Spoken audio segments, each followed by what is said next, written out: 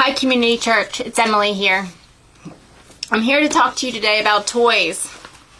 It's November now, but I think about 3 weeks ago, all these toy magazines started coming in the mail, and my children love them. So I have 3 kiddos, and they look through these magazines, and they start to gleam, and their eyes light up.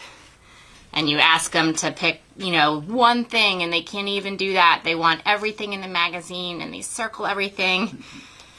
And it makes you realize Christmas is coming.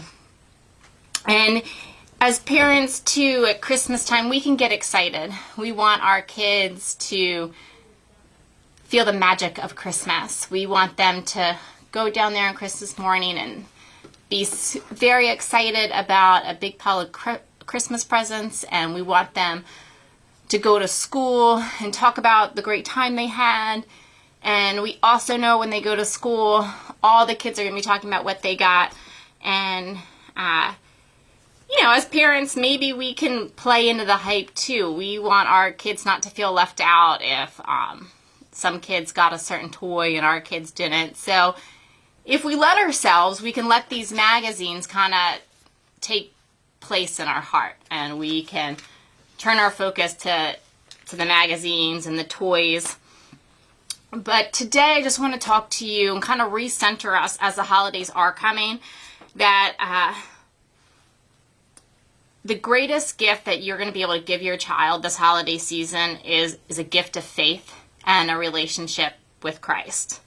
And as we all know as adults, faith is a journey.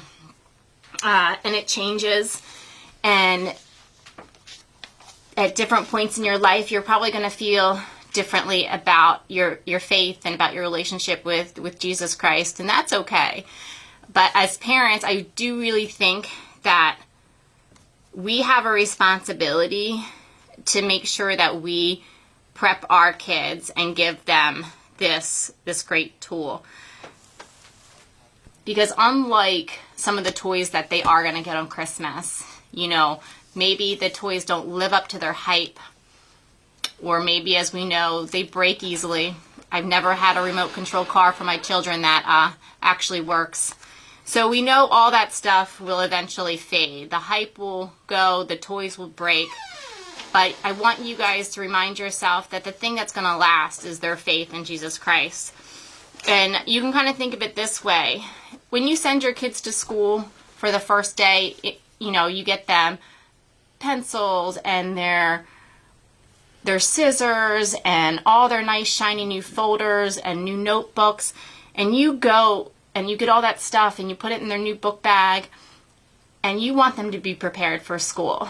And so think of their relationship with Christ the same thing. You are giving them a tool. You are giving them a supply that they're going to use and take with them so they can be more prepared as they journey throughout life.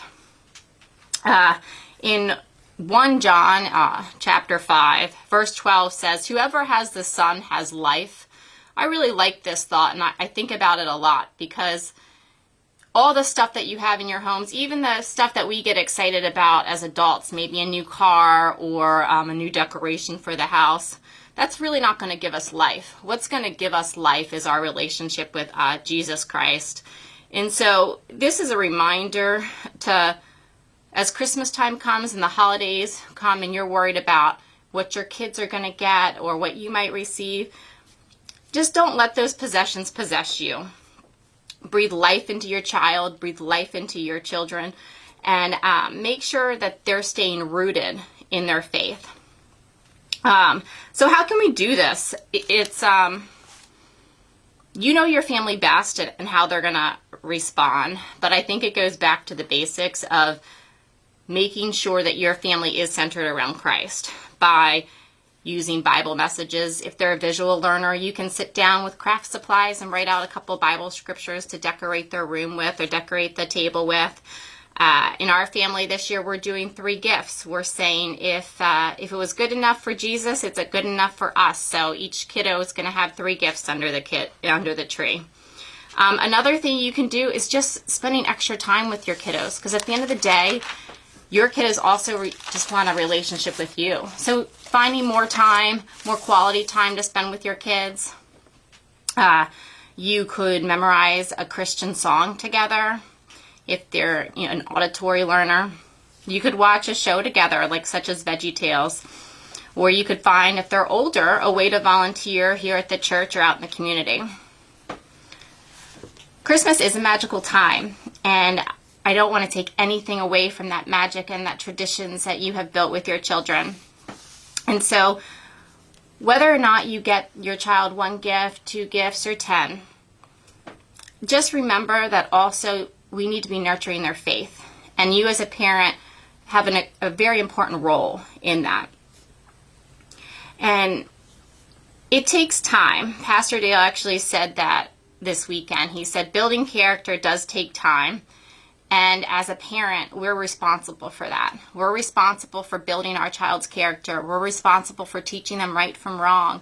We're responsible for making sure that at the end of the day, their hearts are in the right spot.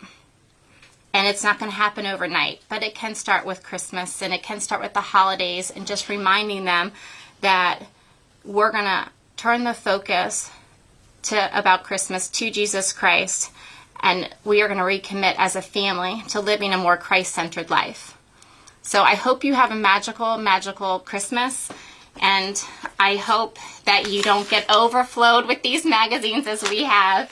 Let your kids enjoy it, have fun with it, but just remember what's at the heart of Christmas, everyone. Thank you, and have a wonderful day.